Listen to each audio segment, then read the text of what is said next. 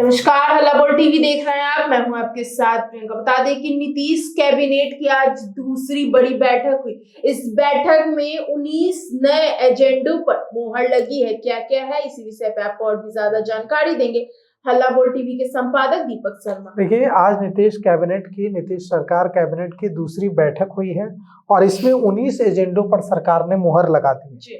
इसमें सबसे पहला फैसला जो सरकार ने लिया है कि बिहार के 10 लाख सरकारी कर्मचारियों और पेंशन भोगियों को 5 का जो महंगाई भत्ता 5% बढ़ाया गया है। मतलब बिहार के 10 लाख सरकारी कर्मचारियों और पेंशन भोगियों का महंगाई भत्ता 5% अब बढ़ गया और यह महंगाई भत्ता 1 जुलाई 2025 से ही लागू होगा। साथ ही साथ सरकार ने 3 नए विभागों के गठन को भी मंजूरी दे दी है। 3 नए विभागों के गठन को कैबिनेट ने आज मंजूरी दे दी है। बिहार के युवाओं को हुनरमंद बनाने के लिए राज्य सरकार ने विद्यार्थी कौशल प्रोग्राम चलाने का फैसला किया है। विद्यार्थी कौशल प्रोग्राम क्या है? यह program national stock exchange of India की मदद से चलाया जाएगा। साथ ही साथ ऑपरेशन सिंदूर के दौरान शहीद हुए बीएसएफ जवान मोहम्मद इम्तियाज के बेटे को अनुकंपा के आधार पर नौकरी देने का फैसला भी नीतीश कुमार सरकार ने किया है। साथ ही साथ एक अधिकारी को बर्खास्त करने का भी फैसला लिया है। यह अधिकारी कौन है? अधिकारी का नाम है सुधीर कुमार। ये तात्कालिक जिला प्रबंधक खाद्य निगम रोहतास थे। मतलब रोहतास के जिला प्रबंधक खाद्य निगम थे। इन्हें सरकार ने सेवा से बर्खास्त करने का फैसला लिया है।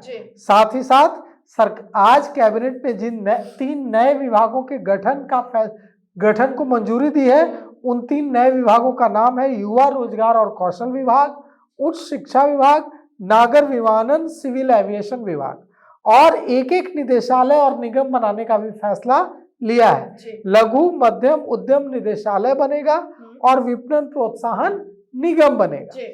साथ ही साथ युवा रोजगार और कौशल विभाग से युवाओं को स्किल्ड बनाने की कोशिश भी की जाएगी। इसके लिए अभियान चलाया जाएगा। अभी तक युवा रोजगार एवं कौशल विभाग जो है वो श्रम संसाधन विभाग से जुड़ा हुआ था। अब इसे पूरी तरह से स्वतंत्र कर दिया जाएगा और इस विभाग का अब सीधा संबंध रोजगार से होगा। इससे पहले 2014 में जब केंद्र में नरेंद्र मोदी की सरकार बनी थी, तब उन्होंने सबसे पहले कौशल विभाग नाम से एक अलग विभाग की शुरुआत की थी। उस समय बिहार में कौशल विश्वविद्यालय की स्थापना होनी थी, लेकिन अभी तक कौशल विश्वविद्यालय की स्थापना, स्किल यूनिवर्सिटी की स्थापना नहीं हो पाई है। विभाग बनने के बाद इस काम में अब देखिए हो सकता है तेजी आए, क्योंकि विभाग तो बन गया है। बिहार में कौशल विभाग को लेकर नई नई योजनाएं शुरू करनी है और इन 3 विभागों के नाम बदले गए हैं। पशु एवं मत्स्य संसाधन विभाग, डेयरी का नाम मत्स्य एवं पशु संसाधन विभाग कर दिया गया है। श्रम संसाधन विभाग का नाम बदलकर श्रम संसाधन और प्रवासी श्रमिक कल्याण विभाग कर दिया गया है और कला संस्कृति एवं युवा विभाग का नाम कला एवं संस्कृति विभाग कर दिया गया है। उच्च शिक्षा विभाग रिसर्च के साथ उच्च शिक्षा विभाग क्या करेगा? उच्च शिक्षा विभाग, देखिए बिहार में अभी तक एजुकेशन का सारा काम शिक्षा विभाग के माध्यम से होता रहा है, प्राथमिक शिक्षा से लेकर उच्च शिक्षा तक।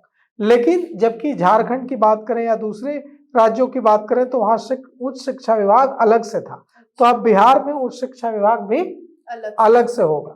और विभागों की संख्या अब बिहार में 48 हो गई है। बिहार में अब तक 45 विभाग काम कर रहे थे, अब 3 नए विभाग बनने के बाद विभागों की संख्या बढ़कर 48 हो गई है। और सरकार ने साफ कर दिया है कि सरकार का फोकस युवाओं को नौकरी और रोजगार देने पर है। बिहार में defence corridor mega tech city बनाई जाएगी। ये जो 25 नवंबर को पहली बैठक हुई थी, इसमें सरकार ने 6 एजेंडों पर मुहर लगाई थी। इसमें फैसला लिया गया था कि मीटिंग में युवाओं को रोजगार और बिहार में उद्योग लगाने को लेकर मुख्य सचिव के नेतृत्व में कमेटी बनाई गई और सरकार इन 5 पॉइंट्स पर सरकार का फोकस है। युवाओं को नौकरी देना, 5 साल में 1 करोड़ नौकरी देने का टारगेट है। नए उद्योगों के लिए सुझाव लिए जाएंगे और न्यू एज इकोनॉमी डेवलप की जाएगी और जो उद्यमी है देश के, उनसे, जो एंटरप्रेन्योर हैं, जो इंडस्ट्रियलिस्ट हैं, उनसे सुझाव लिए जाएंगे और बिहार को ग्लोबल बैकएंड हब के रूप में विकसित किया जाएगा। बिहार में ग्लोबल वर्क प्लेस विकसित किया जाएगा और महत्वपूर्ण विभागों, प्रतिष्ठित अर्थशास्त्रियों और एक्सपर्ट्स की राय ली जाएगी। बिहार को पूर्वी भारत का नया टेक्नोलॉजी हब बनाने की कोशिश है। बिहार के जो बंद चीनी मिलें हैं उनको, जो पुरानी बंद चीनी मिलें हैं उनको चालू किया जाएगा और नई चीनी मिलों की स्थापना की जाएगी।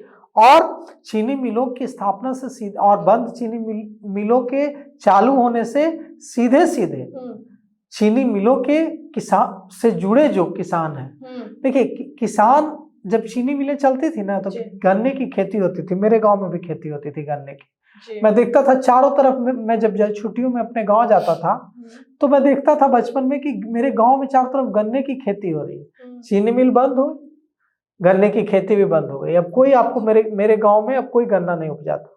तो चीनी मिलें अगर शुरू होंगी तो गन्ने का उत्पादन भी शुरू होगा, किसानों की जिंदगी भी बदलेगी, किसानों को पैसे भी मिलेंगे। तो अब सवाल उठता है कि देखिए ये जो बड़े फैसले आज 19 एजेंडों पर मुहर लगाई है नीतीश कैबिनेट सरकार ने, इसका कितना फायदा बिहार की जनता को मिलता है। तो सुना आपने कि किस तरीके से नीतीश कैबिनेट की आज दूसरी बड़ी बैठक थी। इस बैठक के दौरान 19 नए एजेंडों पर मुहर लग गई। हालांकि इन सबको लेकर आपकी क्या राय हमें कमेंट बॉक्स में बताएं। फिलहाल इस पेशकश में इतना ही। आगे की खबर देखने के लिए बने रहे हल्ला बोल टीवी के साथ। धन्यवाद।